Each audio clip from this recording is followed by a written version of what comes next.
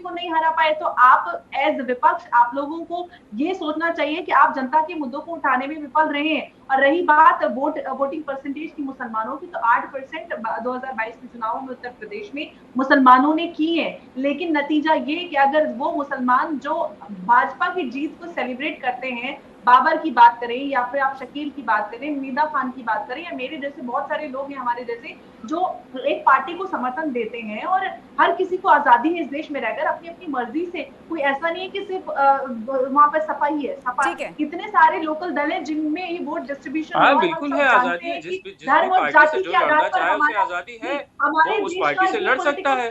किसने रोका है? किसी ने रोका तो नहीं है। लेकिन यहाँ तो हम लोगों ने यही देखा है कि भारतीय जनता पार्टी के लोगों ने एमएलसी के चुनाव में समाजवादी पार्टी। अंबरज़ैदी 10 सेकंड में बात पूरी कीजिए, फिर आशीष जी अंबरज़ैदी 10 सेकंड में बात पूरी कर लीजिए, फिर आशीष चतुर्वेदी। आशीष जी बीच में मत बोलिए, 10 सेकंड बाद मैं आपके पास आ रही हूँ। अंबरज़ैदी, वो समाजवादी पार्टी के पर्चे छीन रहे थे, तब आपका चैनल कहाँ था? तब आपके योगी जी का बुलडोजर कहाँ था?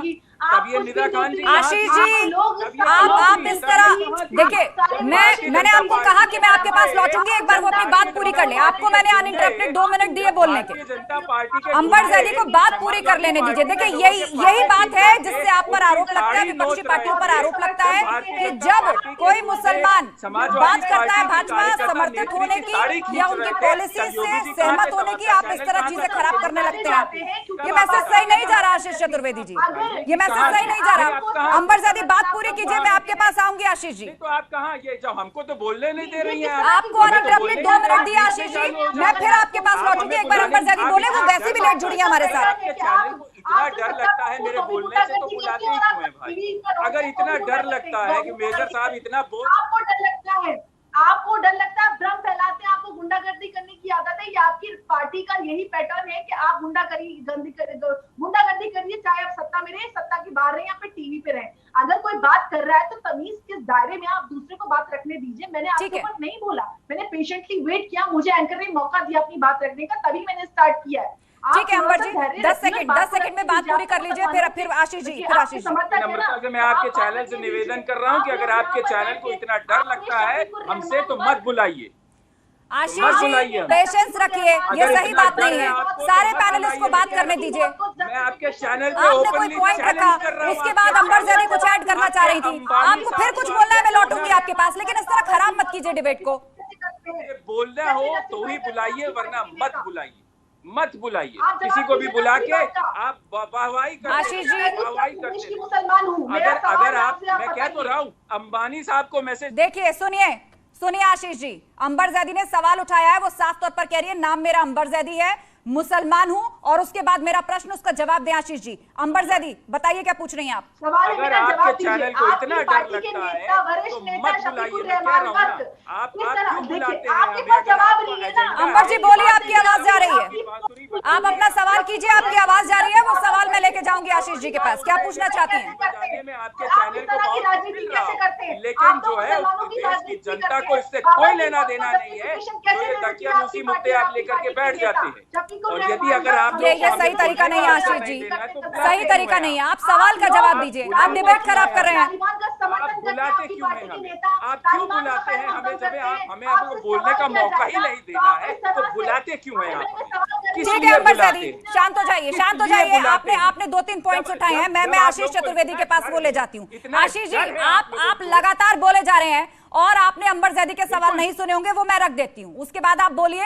60 सेकंड अपनी बात पूरी कीजिए। सवाल जवाब मेरी बात ही नहीं होने क्यों नहीं सुनना आपको? तो मैं क्यों सुनूं आपके सवाल? क्यों नहीं सुनना आपको? वो आपके पार्टी के नेताओं पर गंभीर आरोप लगा रही है, वो कह रहे हैं आप तालिबान का समर्थन करते हैं। मैं मुसलमान हूँ, मेरा नाम अंबरज़ैदी है, मैं प्रोग्रेसिव विचारधारा का समर्थन करती हूँ, तो आपके पेट में दर्द क्यों हो रहा है? इन बातों का जवाब दीजिए ना, आप भाग क्यों रहे हैं सवालों से? आप बोलिए, कोई नहीं टोक रहा आपको, बोलिए 60 सेकंड, कोई नहीं टोक रहा, लेकिन सवाल का तो जवाब दीजिए। आपको क्या, आपके अंबानी जी को दर्द होने लगता है? कह रहे तो पोल पट्टी खुल रही। आशीष जी इस तरह की बातों को करने से कुछ नहीं होगा, जनता ये शो देख रही है, सवाल पूछे गए आप उनका जवाब दीजिए, नहीं तो मैं दूसरे पैनलिस्ट के पास जाऊंगी। मैंने आपको 60 सेकंड दिए अपनी बात पूरी करने के। आप जो एजेंडा लेकर के बैठ जाते हैं कि केवल भारतीय जनता पार्टी, देखिए पूरे चुनाव में आप लोग यही करते रहे, पूरे चुनाव में आप लोग यही करते रहे, घूम फिर के आप मीडिया को घेरते रहे, मीडिया पर आरोप लगाते रहे। मीडिया को झूठा बताते रहे। अब चुनाव खत्म हो चुके हैं, अब चुनाव खत्म हो चुके हैं, जनता से जुड़े मुद्दे उठाइए और जो सवाल पूछे गए उन पर जवाब दीजिए। ठीक है, मुझे आपके साथ डिबेट में नहीं पढ़ना है, इस तरह सवालों का जवाब देना है, मैं आगे भी आपके पास लौटूंगी। हमारे साथ फजील अहमद जी जुड़े हुए हैं।